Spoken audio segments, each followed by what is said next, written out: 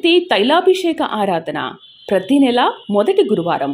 సమయం ఉదయం 10 గంటల నుంచి. స్థలం తూర్పుగోదావరి జిల్లా అమలాపురం దగ్గర ఉప్పలగుప్తం. ప్రార్థనా శక్తి తైలాభిషేక ఆరాధన ప్రతి నెల మొదటి శనివారం. మొదటి ఆరాధన 7 గంటల నుండి 10 గంటల వరకు. రెండవ ఆరాధన 10 గంటల నుండి 1 గంట వరకు. స్థలం Maris Stella auditorium, పంటకాలువ road, NTR circle, Vijayawada. ప్రార్థనా శక్తి తైలాభిషేక ఆరాధన ప్రతి నెల రెండవ మంగళవారం. సమయం ఉదయం 10 గంటల నుండి. Shri convention hall, CR Reddy women's college, Vatluru, Eluru. ప్రార్థనా శక్తి తైలాభిషేక ఆరాధన ప్రతి నెల రెండవ బుధవారం. సమయం ఉదయం 9 గంటల నుండి. స్థలం airport road, quarry market, Renuka apartment దగ్గర, రాజమండ్రి. ప్రార్థనా శక్తి తైలాభిషేక ఆరాధన ప్రతి నెల రెండవ గురువారం. సమయం ఉదయం 10 గంటల నుండి. స్థలం సుబ్బలక్ష్మి కళ్యాణ మండపం, railway new colony, Sri Kanya theatre, Visakhapatnam. ప్రార్థనా శక్తి తైలాభిషేక ఆరాధన ప్రతి నెల రెండవ శుక్రవారం. సమయం ఉదయం 10 గంటల నుండి. స్థలం కాపు కళ్యాణ మండపం, ఎన్ఎఫ్సిఎల్ రోడ్, ఆర్టీఓ ఆఫీస్ పక్కన, ఆర్ఆర్ నగర్, కాకినాడ. ప్రార్థనా శక్తి తైలాభిషేక ఆరాధన ప్రతి నెల రెండవ శనివారం. సమయం ఉదయం 10 గంటల నుండి. స్థలం కూరగాయల మార్కెట్ ఎదురుగా, government degree college road, Ravulapalem. Yesayya నామములో మీకు వందనాలు తెలియపరుస్తా ఉన్నాను. ఈ దినము కొరకు దేవుడు సిద్ధపరిచిన వాగ్దానాన్ని మనం స్వాధీనపరచుకుందాం. కీర్తన గ్రంథము 128వ అధ్యాయము 2వ వచనాన్ని మనం ధ్యానం చేసుకుందాం. కీర్తనల గ్రంథము 128వ అధ్యాయము 2వ వచనం. ప్రభువా నాతో మాట్లాడవా అని అడుగుతున్నా. దేవుడిని జ్ఞాపకం చేసుకున్నాడు. అందుకనే ఈరోజు పరలోకం నుండి ఒక శుభవార్త నీకు తెలియపరుస్తూ ఉన్నారు. కీర్తన 128వ అధ్యాయము 2వ వచనం. నిశ్చయముగా నీవు నీ చేతుల కష్టార్జితము అనుభవించదవు. నీ చేతుల కష్టార్జితం నువ్వు అనుభవిస్తావు అంతే. ఎంత సంపాదిస్తున్నానో ఏమైపోతుందో, ఏమో ఏం జరుగుతుందో. ఒక్కొక్క భార్య భర్తను చాలా బాధ పెడుతూ ఉంటుంది. ఏం చేసావు అంటే, నిజమే, నేను ఎప్పుడు ఉద్యోగం చేస్తున్నాను, ఎప్పుడు వ్యాపారం చేస్తున్నాను, ఏది సంపాదించలేకపోయినేంటి అని కొన్ని సమయాల్లో మనసు గలిబిలైపోతూ ఉంటున్నటువంటి స్థితులను మీరు ప్రయాణం చేస్తున్నారా? దేవుడు ఈరోజు నీతో మాట్లాడుతూ ఉన్నాడు. ఇంతవరకు నీ కష్టార్జితం ఎవరెవరో పక్షుల్లాగా, రాబందుల్లాగా వచ్చి తినేసారేమో. మన కష్టార్జితం కొంతమంది రాబందుల్లాగా తినేస్తారు, రక్తాన్ని తాగేసే వాళ్ళు ఉంటారు. నీ కష్టార్జితం అంతా వడ్డీ పాలు అయిపోతుందా? సంపాదించింది చివరికి కష్టపడి తెస్తున్నాను, అది నేను కానీ నా పిల్లలు కానీ తినడానికి లేకుండా వడ్డీలు కట్టడం సరిపోతుంది. మరలా ఈ కట్టే వడ్డీలకి నా ఆదాయం సరిపోక ఇంకా బయట వడ్డీకి తెచ్చి మళ్ళీ వడ్డీ కడుతున్నాను అని అనుకుంటున్నావా? అలాంటి పరిస్థితిలో ఉన్నానని ఏడుస్తున్నావా? దేవుడు నిన్ను జ్ఞాపకం చేసుకుని ఈరోజు మాట్లాడుతున్నాడు ఏంటంటే, నీవు నీ చేతుల కష్టార్జితం అనుభవిస్తావు. అంటే నీ కష్టార్జితం ఇక హాస్పిటల్కి వెళ్ళదు, నీ కష్టార్జితం మరి పోలీస్ స్టేషన్కి వెళ్ళదు, లాయర్లకి వెళ్ళదు. నీ కష్టార్జితం వడ్డీలు పాలు కాదు. వాటన్నిటిని స్టాప్ చేస్తున్నాడు దేవుడు. 7 మార్లు ఆమేనని చెప్పండి. ఈ రోజుతో మీ కష్టార్జితం నిలబడి, దేవుని కృప ద్వారా నిలబడి ఆశీర్వదించబడే సమయం ఇది. మీరు 7 మార్లు దేవుడు నా దరిద్రాన్ని కొట్టివేసాడని నమ్మి విశ్వసిస్తే 7 మార్లు ఆమేనని చెప్పండి. 1 2 3 4 5 6 7. ఎస్, ఎందుకంటే ఆయన నీ కష్టార్జితాన్ని ఆయన బ్లెస్ చేస్తున్నారు. ఇక నీ మీద ఆయన కృప వెల్లడవుతూ ఉంది. ఇక నీ అప్పులన్నీ తీరిపోతాయి, నీ మీద ఉన్న కేసులు విడుదలైపోతాయి. ఇక ఎక్కడికి వెళ్ళి ఈ ధనము ఈ ఫీజు నిమిత్తం కట్టుకోండి, లేదా ఈ డబ్బు మీరు వడ్డీ కింద తీసుకోండి అని అనవెక్కరు. నీ ధనము నీ దగ్గర నిలబడుతుంది, నీ చిన్న జీతం నిలబడుతుంది. అంచెలంచెలుగా పైకి వస్తావు. మొదట నీ స్థితి కొద్దిగా ఉన్నప్పటికీ తుదకు మహాభివృద్ధి కలుగు చేస్తానన్నాడు దేవుడు. నువ్వు ఎలాగున్నా సరే దూరంగా ఉండి ఈ మాటలు ఏంటా అని గమనిస్తున్నావేమో, నీతోనే దేవుడు మాట్లాడుతున్నాడు. నువ్వు ఎక్కడున్నా ఆయన నిన్ను ప్రేమిస్తున్నాడు. యేసయ్య ప్రేమ నిన్ను ఆవరించింది. భయపడకు, మరలా నిన్ను తలగా నిలబెడుతున్నాడు. చాలా ప్లాన్స్ చేశాను, సక్సెస్ కాలేకపోయాను, ఓడిపోయినాను అనుకుంటున్నావేమో. ఈ దినము దేవుడు నీతోనే మాట్లాడుతున్నాడు. మరలా తిరిగి నువ్వు కట్టబడతావు, మరలా ఆశీర్వాదంగా ఉంటావు, దేవుని సాక్షిగా వర్దెళ్తావు, మరలా కంపెనీ ప్రారంభిస్తావు, ఆత్మ ద్వారా ఎదుగుదలతో కూడిన సాక్షి పత్రికగా ఉండబోతున్నావు. ఆత్మ నీకు తోడుండును గాక. God bless you.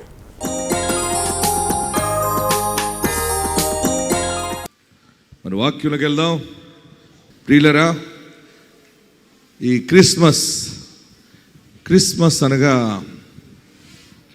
Christ mass అంటే క్రీస్తు పూజ. చాలామంది కిస్మిస్ అంటారు దీన్ని, కొంతమంది డిస్మిస్ అంటారు, కొంతమంది ఎక్స్ రాసుకుని మాస్ అని రాస్తారు. ఇలాంటి చాలా ఆ పనులు మనం చేయకూడదు. ఎక్స్ పెట్టి మాస్ అని రాస్తారు, స్టైల్గా రాస్తుంటారు, కొంతమంది ముగ్గులు వేస్తుంటారు. అలా రాయొద్దు. క్రైస్ట్ అంటే క్రీస్తు, మాస్ అంటే పూజ, క్రీస్తు పూజ. ఎక్స్ పెట్టి మాస్ అని పెడితే ఎక్స్ అంటే ఎక్స్కి నీవు పూజ ఏం చేస్తావు? క్రిస్మస్. నేనేం చెప్పాను? ఈ క్రిస్మస్ ఎలాంటి పండుగ ఇది? అన్ని పండుగల కంటే లోకములో అతి కాస్ట్లీ పండుగ ఇది. హల్లెలూయా. ఏం పండుగ ఇది? అతి కాస్ట్లీ. మన దేవుడే కాస్ట్లీ దేవుడు, తెలుసా మీకు? ఆయన సూపర్ అన్నమాట. అసలు ఆయన ఎలాంటి కాస్ట్లీ వాడో ఈరోజు వాక్యంలో మనకు తెలుస్తుంది. వాక్య భాగంలోకి వెళ్దాం. మరి యేసు ప్రభు వారు కన్యమరి గర్భాన్ని జన్మించారు. ముందు 2 విషయాలు నేర్చుకోండి. ఏ గర్భాన్ని జన్మించారైనా? కన్యమైన మరియా గర్భము దేవుడు కోరుకున్నాడు. నేను వాళ్ళ ఊరు కూడా వెళ్ళానని చెప్పాను కదా మీకు. నజరేతుకి వెళ్ళాను. మరి అమ్మగారి ఇల్లు ఇప్పటికి ఉంది. యోసేపు గారి ఇంటికి చూశాను. యోసేపు గారి ఇల్లు కూడా ఉంది. అక్కడ నుంచి బెత్లెహేం వెళ్ళాము. బెత్లెహేంలో ఎక్కడ యేసు ప్రభు పుట్టాడో ఆ స్థలంలోకి వెళ్ళాను. ఇప్పటికి 3 సమయాలు వెళ్ళాను ఆ స్థలంలోకి. ముమ్మారు వెళ్ళి ఎక్కడ ఆయనను పరుండబెట్టారో పొత్తుగుడ్డలతో చుట్టి ఆ స్థలము ఈ రోజుకి అలాగనే ఉంది. అది అంటే యేసుక్రీస్తు చరిత్ర ఇది నిజమైన చరిత్ర. అందుకనే ప్రపంచంలో ఇన్ని దేశాలు, ఇన్ని గవర్నమెంట్లు, ఏ మనుషుడు కాదనడానికి లేకుండా ఉంది. ఇది అద్భుతమైన చరిత్ర. ఆమేన్. అన్ని చరిత్రల కంటే ప్రారంభమైనటువంటి గొప్ప చరిత్ర ఇది. యేసు అంటే చరిత్ర ఉన్నవాడిని మనం నమ్ముకున్నాం. నేను వెళ్ళి అన్ని చూశాను కనుక మీకు చెప్తున్నాను. యేసు ప్రభు జన్మస్థలం ఉంది, అన్నీ ఉన్నాయి. సమాధి దగ్గర కూడా వెళ్ళాం. ప్రియులరా, ఇప్పటి వరకు ఎలాగుందండి? ఆ ఇల్లు కూలిపోదా? పెంకులు పాడైపోలేదా? దూలాలు పుచ్చట్టేలేదా అని అనుకోవచ్చు మీరు. ఆ రోజుల్లో గృహాలు ఏంటంటే కొండ గుహ అనమాట. ఇది ఈ ప్లేస్ అనమాట. దాన్ని అక్కడ అలాగ చక్కగా తయారు చేశారు. కొండ గుహ అది. నజరేత్ అంతా కూడా ఒక శుద్ధ కొండది. ఏ కొండది? సున్నపు కొండ లాంటిది అనమాట. అయితే అక్కడ కొంచెం గట్టిగా ఉండేటువంటి స్టోన్ ఉన్నటువంటి ప్రాంతం ఉంది. ఇది గుహ కింద తొలుచుకున్నారు. సరిగ్గా 10 మంది పడుకోవచ్చు అనమాట ఒకేసారి. అంటే ఒకరు పక్కనే కట్టి చేపల్లో పడుకోబెడితే 10 మంది పడుకోవచ్చు అంతే. అది ఒక గుహ కనుకుంటే అది పెద్ద గొప్ప రోజుల్లో ఇల్లు. ఆ నజరేత్ అనే పట్టణం ఊరు చాలా పల్లెటూరు. అది మీరు చూస్తున్నారు కదా. నేను అదంతా కూడా మీకు తీసుకొచ్చాను. అదంతా ఈ ప్లేస్ అనమాట. ఎందుకు చెప్తానంటే ఈయన కాదనడానికి లేదు. ఏ రాజ్యమైనా ఈయన పుట్టుక కాదని చెప్పడానికి లేదు. బైబిల్ ఆపడానికి లేదు. ఇది సత్యమైన దేవుని పండుగ. ఆమేన్. హల్లెలూయా. అన్నది పండుగ కాదు ఇది. అవును అనే పండుగ ఇది. పుట్టాడంట, చేసాడంట, కాదు. తంట తుంట కాదు. అవును. బైబిల్ ఏ మూలం చెప్పినా అవును, ఇది నిజము. ఈరోజు భూగర్భ శాస్త్రవేత్తలకైనా ఏ శాస్త్రవేత్తలకైనా బైబిల్ ఆధారం అవుతుంది. అంత గొప్ప పండుగ పరిశుద్ధినిది.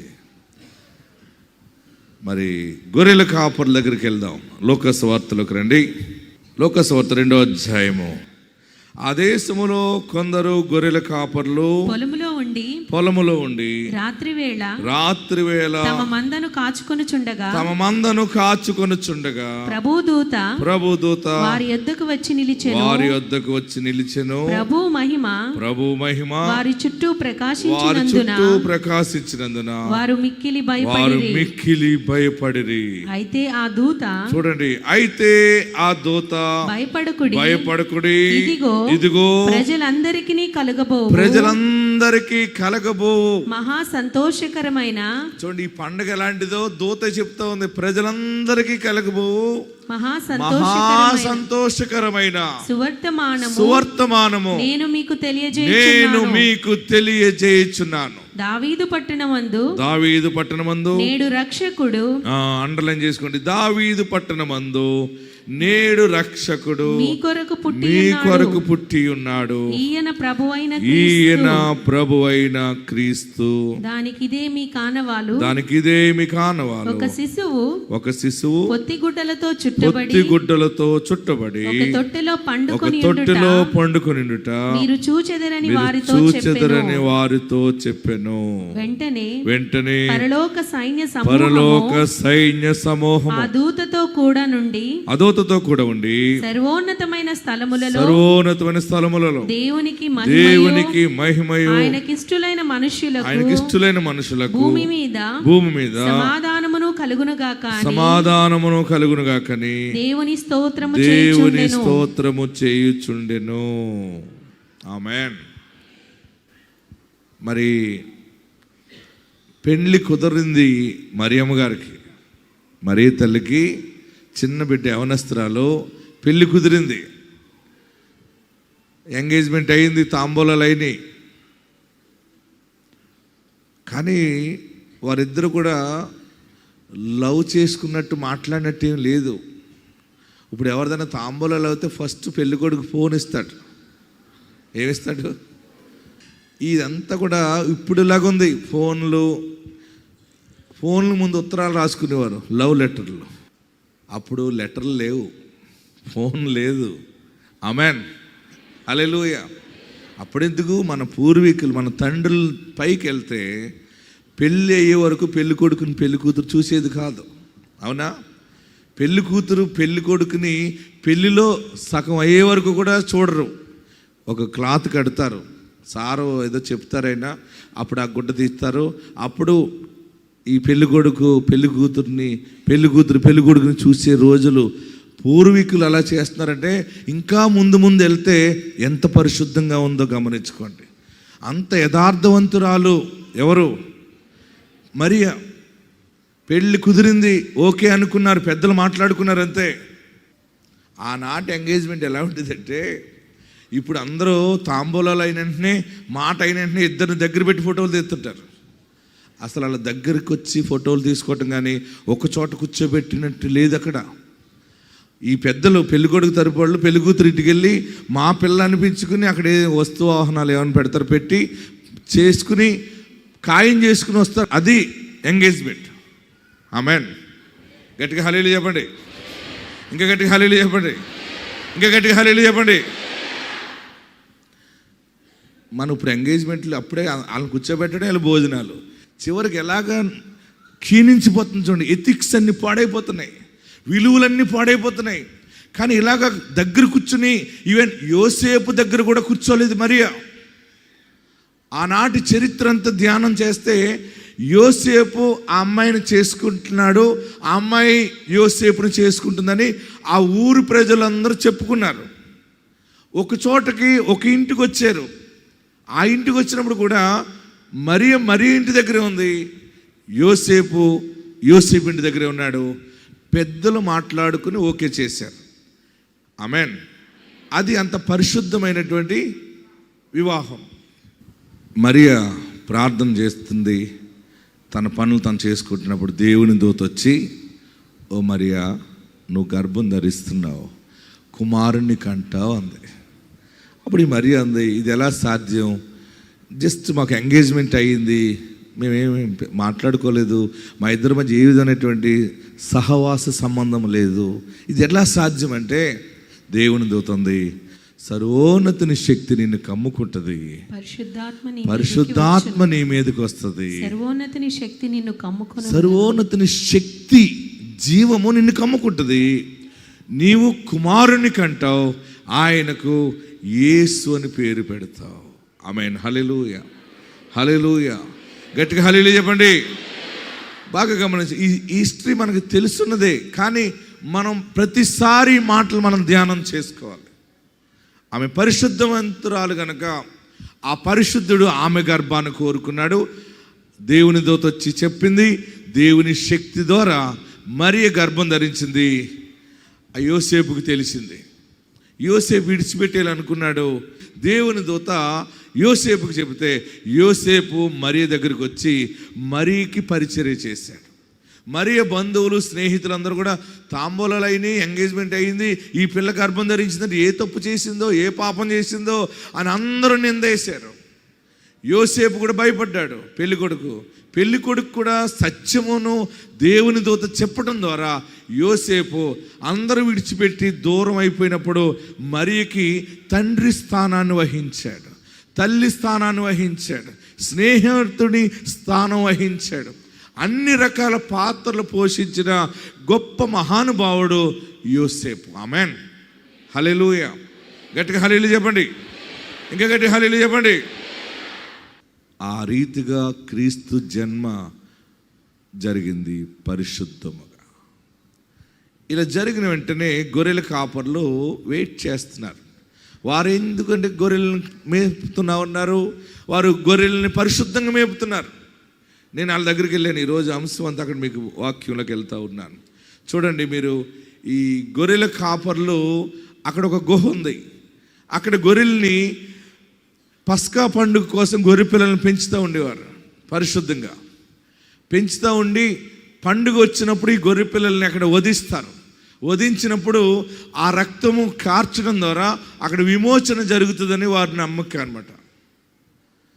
ఆ గొర్రెల కాపర్లు మేపుతూ ఉంటుంటే దేవుని దూత వారి దగ్గరికి వెళ్ళి ఈ మాట చెప్తుంది అనమాట. ఏ మాట?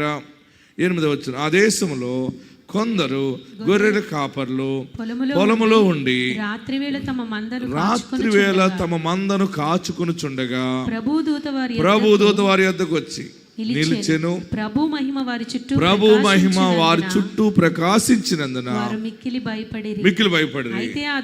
బాగా గమనించండి. అయితే ఆ దూత భయపడకుడి, ఇదిగో ప్రజలందరికీ కలగబోవు మహా సంతోషకరమైన సువర్తమానము నేను మీకు తెలియజేయుచున్నాను. ఏంటంటే 11వ వచనం, అందరూ నోట్ చేసుకోండి, చదవండి.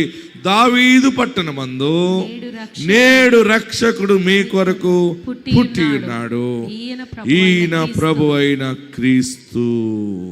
దానికి ఇదేమి కానవాలు, ఒక శిశువు పొత్తిగుడ్డలతో చుట్టబడి ఒక తొట్టెలో పండుకొనుట మీరు చూచెదరని వారితో చెప్పాను. ఆమేన్.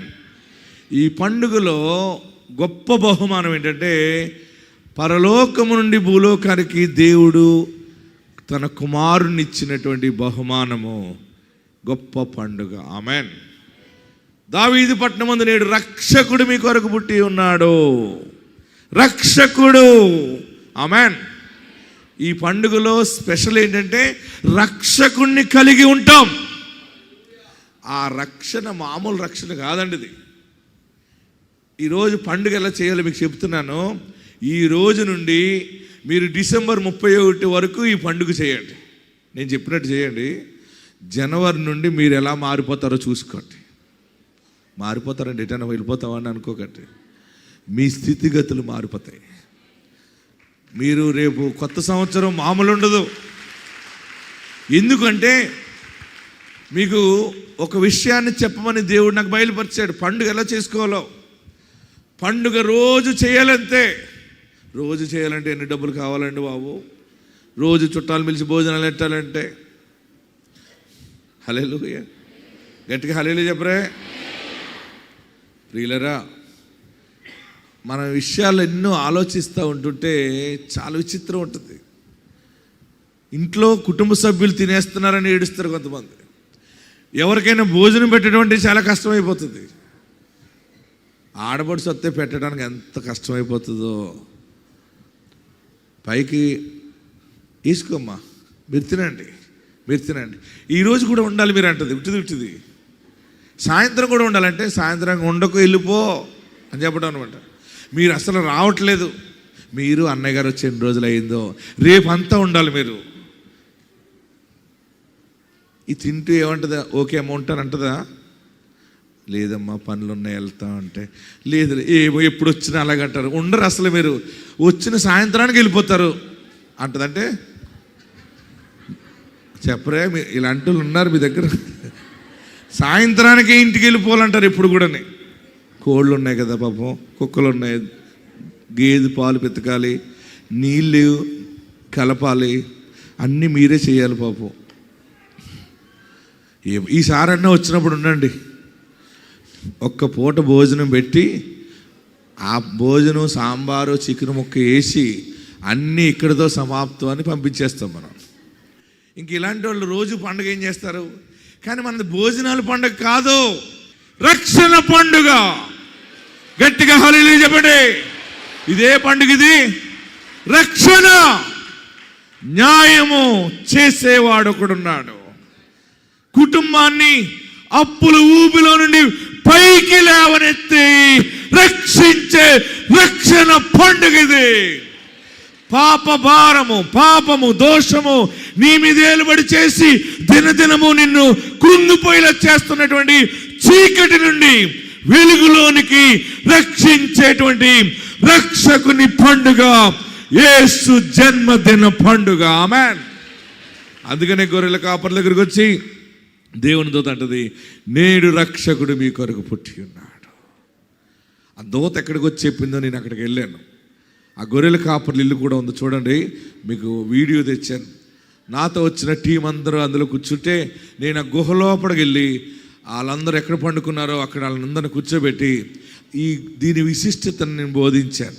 ఆ గుహ ఈ రోజుకి ఉంది గొర్రెల కాపర్లది. బాగా గమనించండి.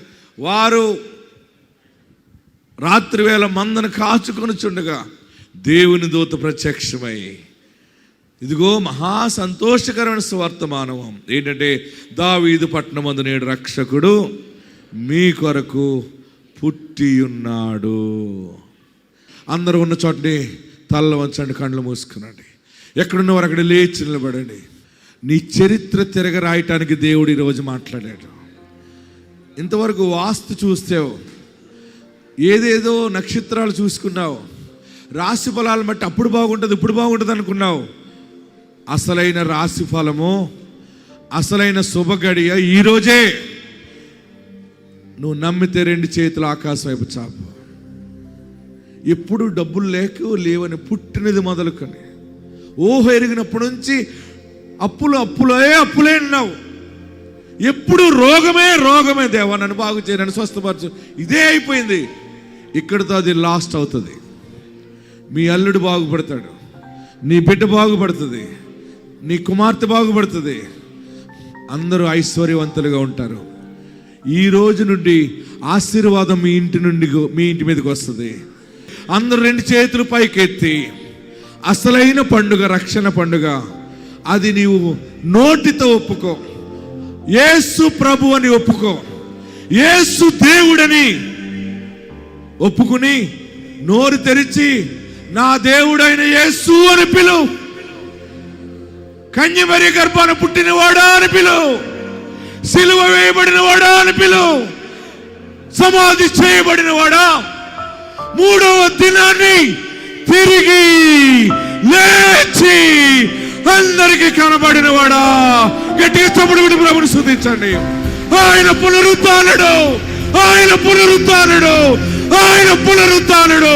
సమాధిని లేచాడు, సమాధి నుండి బయటకు వచ్చాడు. నిన్ను సమాధి నుండి బయటికి తెస్తాడు. నా రక్షక, నా రక్షక అని పిలువు. యేసు దేవుడిని ఒప్పుకుంటే చాలు, నువ్వు రక్షించబడతావు. నీ ఇల్లు రక్షించబడుతుంది, నీ ఇంట్లో ఏ దుష్కార్యం ఉండదు, నీ ఇంటి మీద, నీ ఇంట్లో, నీ ఒంటిలో ఏ సాతాను ప్రభావం ఉండదు. అందరూ ప్రార్థన చేద్దాం, అందరూ ప్రార్థన చేద్దాం. నీ నోటితో ఒప్పుకునే పండుగ చేయి. నమస్కరించండి, తలలు వంచండి. నా నోటితో ఒప్పుకుంటాను, అందరి ముందు ఒప్పుకుంటాను, నేను నీ సాక్షిగా ఉంటాను, నన్ను ఐశ్వర్యవంతునిగా చేస్తావు. నోటితో ఒప్పుకున్న వాడెవడు సిగ్గుపడడని రాశాడు అక్కడ. ఇంతవరకు ఎన్నో పనులు చేసి సిగ్గుపడిపోయావు, ఎన్నో వ్యాపారాలు ప్రారంభించి సిగ్గుపడిపోయావు, ఎన్నో విషయాలు మాట్లాడటానికి పెద్దగా వెళ్ళి సిగ్గుపడిపోయావు.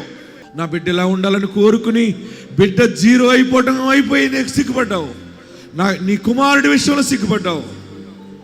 కానీ యేసు దేవుడని నోటితో ఒప్పుకుంటే నువ్వు సిగ్గుపడవు. యేసు దేవుడని విశ్వసించి అనేక మంది ఎదుట నువ్వు నోటితో ప్రకటిస్తే సిగ్గుపడవు. ఈ పండుగ చేద్దాం, ఈ రక్షణ పండుగ చేద్దాం, ఈ రక్షణ పండుగ చేద్దాం. రక్షణ బహు సమీపముగా ఉన్నది. రేపేమో సంభవించనో మీకు తెలియదు. పండుగలోనే నీ హృదయము దేవుడికి అప్పగించు.